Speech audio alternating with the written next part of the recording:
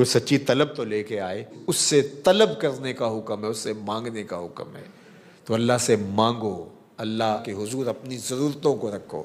میرے حضور علیہ السلام نے ارشاد فرمایا تمہارے جوتے کا تسمہ ٹوٹ جائے تو وہ بھی اللہ سے مانگو، چھوٹی سے چھوٹی چیز بھی اللہ سے مانگو، بڑی سے بڑی چیز بھی اللہ سے مانگو۔ تمہارا تعلق بڑا گہرا ہے نا، آپ کسی سے مانگیں تو دیکھتے ہیں کہ اس سے کیا مانگنا ہے، لیکن باپ سے تو ساری چیزیں مانگتے ہیں، ماں سے تو روٹی بھی مانگتے ہیں، مکھن بھی مانگتے ہیں، لسی بھی مانگتے ہیں، پانی بھی مانگتے ہیں، پاجامہ بھی مانگتے ہیں، اور آزار بند بھی مانتے ہیں، کیونکہ تعلق اتنا گوڑا ہے کہ ماں ہے۔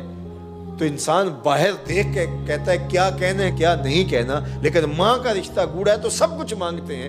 تو اللہ کا رشتہ تو 70 ماؤں سے زیادہ بڑا ہے۔ ماں نے تو جنم دیا ہے، رب نے خلق کیا ہے، تو کہا تسمہ ٹوٹ جائے جوتے کا تو وہ بھی اللہ سے مانگو، اور کوئی بڑی چیز چاہے تو وہ بھی اللہ سے مانگو۔ ہاتھ پھیلائے ہیں تو پھر وہ خالی نہیں لوٹائے گا، وہ کریم ہے، کرم فرمائے گا۔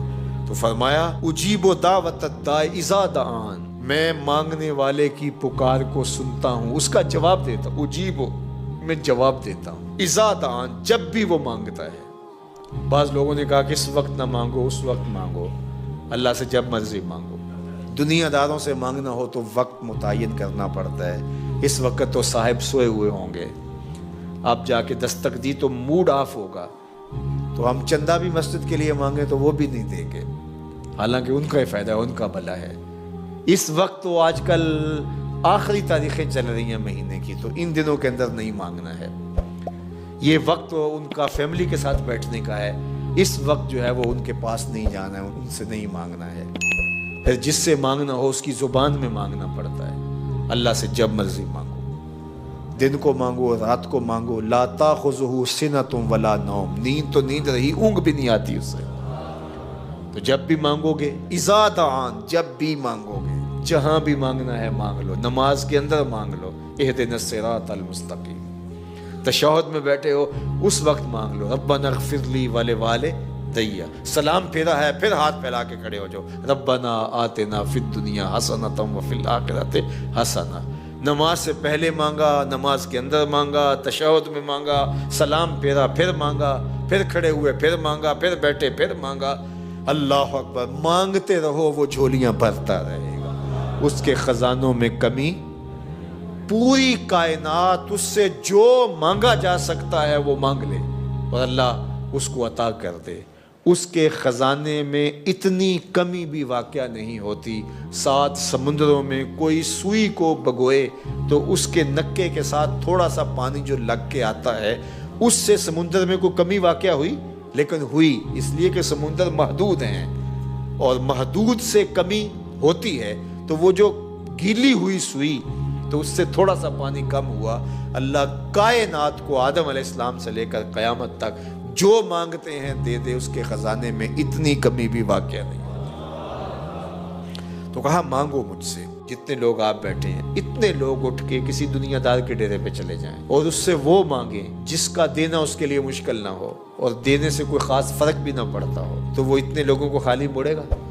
وہ کہے گا ڈیرہ داری کی شان کے خلاف ہے کہ اتنے لوگ میرے در پہ آ جائیں اور میں ان کو خالی موڑ دوں، ڈیرہ دار ہو صحیح، تو وہ کبھی خالی نہیں موڑے گا۔ تو جب ایک بندہ نہیں موڑتا تو رب کیسے موڑتا؟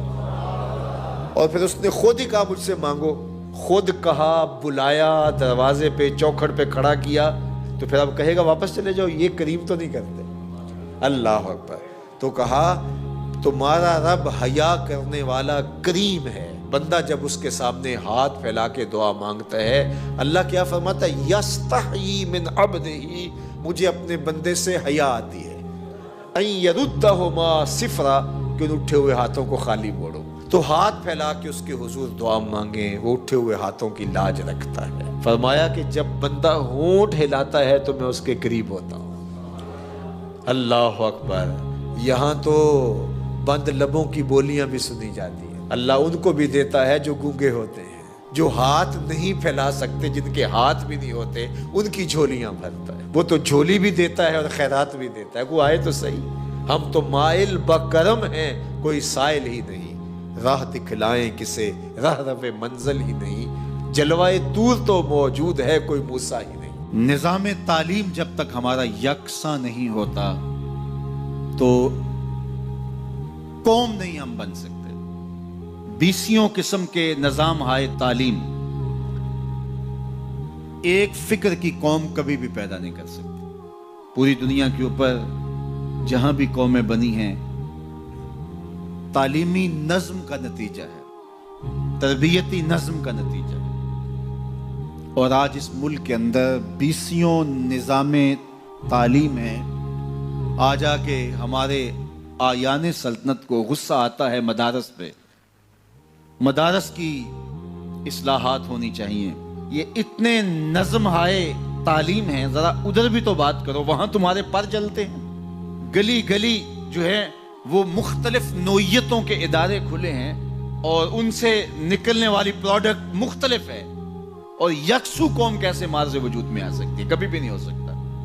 اب جو بھی نظام تعلیم لائیں، ہمارے بڑے بیٹھ کے فیصلہ کریں، طے کریں کہ ہم نے کس طرح ایک نظم لے کر کے آنا ہے اور پوری قوم پابند ہو. اور پھر نتیجہ ہم فکر قوم، ایک فکر کی حامل قوم نکلے گی. یہ قوم کے اندر جو درجہ بندیاں ہیں یہ ختم ہو جائے گا. اور ہم سب سے پہلے قوم تو بنے. ہم ابھی تک قوم ہی نہیں بن سکے. ایک ہجوم ہے اور متشدد افکار اور نظریات کا مجموعہ، بلکہ مجموعہ ازداد ہیں ہم. تو جب ہم ایک قوم ہی نہیں بن سکتے، قومیں فکر واحد کے نتیجے میں قومیں ہوتی ہیں. اور فکر واحد نظام تعلیم پیدا کرتا ہے اور نظام تعلیم کی یکسانیت یہ نتیجہ دیتی ہے. نظام تعلیم کی یکسانیت نہ ہو، اس میں جو تشدد ہوتا ہے یہ قوم نہیں پیدا کرتا، یہ ہجوم اور متفرق خیالات کے الجھے ہوئے لوگ پیدا کرتا ہے جو آپس میں کبھی بھی ایک دوسرے سے میل نہیں کھاتے اور قومیں آگے نہیں بڑھ سکتی. اگر ہم یہ چاہیں کہ پاکستان کو مستحکم کرنا ہے، ہمارے سارے دانشور اس بات کو اچھی طرح جانتے ہیں، آیان سلطنت کو بھی بتایا جاتا ہے. لیکن میں نے کہا ان کے پر جلتے ہیں اور میں نے جن کو کہا ہے وہ سمجھ گئے ہوں گے کہ ان کے پر کیوں جلتے ہیں اور کون سی بجلیاں ان پہ ٹوٹتی ہیں کہ ان کے پر جلتے ہیں.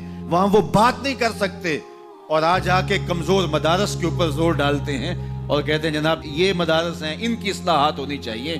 یہ مدارس تو ہمیشہ خیر بانٹتے رہے ہیں، یہ تو روشنیاں بانٹتے رہے ہیں.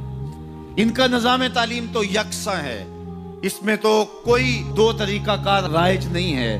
یہاں امیر کا بچہ آئے تو وہ بھی اس چٹائی پہ بیٹھتا ہے، غریب کا بچہ آئے تو وہ بھی اسی چٹائی پہ بیٹھتا ہے. یہاں کوئی دوسرا نظام رائج نہیں ہے، بلکہ یہ صدیوں سے یہی نظام رائج ہے.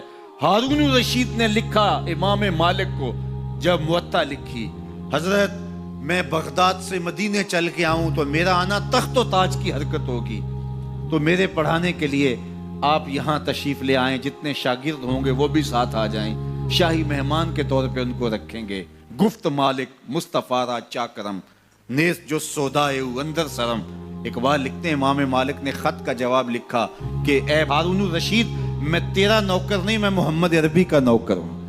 تجھے پڑھنے کا شوق ہے تو اسی چٹائی پہ بیٹھنا پڑے گا جس چٹائی پہ دوسرے طالب علم بیٹھتے. تو جب تک ہم نظام تعلیم کو یکسو نہیں کریں گے اتنی دیر تک کبھی بھی ایک فکر ہم خیال لوگ پیدا نہیں ہو سکتے. 70-72 سال ہمارے گزر گئے اور اس طرح مزید ہم کیا تجربات سے گزریں گے، بلکہ ہم جانتے ہیں اور یہ ہم جانتے بوجھتے کر رہے ہیں. اب ہمیں کوئی فیصلے لینے پڑیں گے تاکہ ہم آگے بڑھ سکیں. دنیا کہاں سے کہاں چلی گئی اور ہم کہاں کھڑے ہیں. میری اور آپ کی آرزو ہے، پوری قوم کی آرزو ہے کہ پاکستان کو ہم مستحکم دیکھنا چاہتے ہیں.